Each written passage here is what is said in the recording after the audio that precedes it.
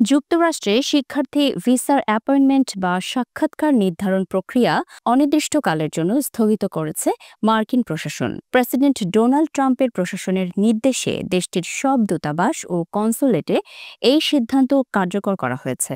দূতাবাসগুলোতে পাঠানো এক চিঠিতে মার্কিন পররাষ্ট্রমন্ত্রী মার্কো রুবিও জানিয়েছেন, পরবর্তী নির্দেশ না দেওয়া পর্যন্ত এই স্থগিতাদেশ বহাল থাকবে।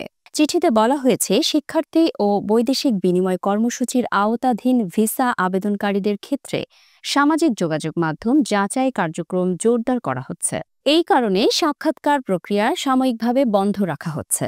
মার্কিন পররাষ্ট্র দপ্তরের ভাষ্য অনুযায়ী এই যাচাইকরণ দূতাবাস ও কনসুলেটগুলোর ওপর গুরুত্বপূর্ণ প্রভাব ফেলবে, যার কারণে স্বাভাবিক সময়সূচিতে ব্যাঘাত ঘটছে। বিশ্লেষকরা বলছেন, এমন সিদ্ধান্ত এমন এক সময়ে এলো যখন দেশের শীর্ষস্থানীয় কিছু বিশ্ববিদ্যালয়ের সঙ্গে প্রেসিডেন্ট ট্রাম্পের দ্বন্দ্ব চরমে পৌঁছেছে। ট্রাম্প প্রশাসন এসব শিক্ষা প্রতিষ্ঠানকে অতিমাত্রায় বামপন্থী বলে অভিযোগ করে আসছে এবং এর আগে বিশ্ববিদ্যালয়গুলোর জন্য বরাদ্দকৃত শত শত মিলিয়ন ডলারের তহবিল সহায়তা স্থগিত করেছে। এছাড়া প্রশাসন ইতোমধ্যে হাজার হাজার শিক্ষার্থী ভিসা বাতিল করেছে এবং কিছু শিক্ষার্থীকে যুক্তরাষ্ট্র ত্যাগে বাধ্য করেছে। তবে এই সব পদক্ষেপের অনেকগুলোই আদালত কর্তৃক স্থগিত হয়েছে। নতুন এই স্থগিত দেশে বিদেশি শিক্ষার্থীদের মধ্যে চরম অনিশ্চয়তা ও উৎকণ্ঠা দেখা দিয়েছে।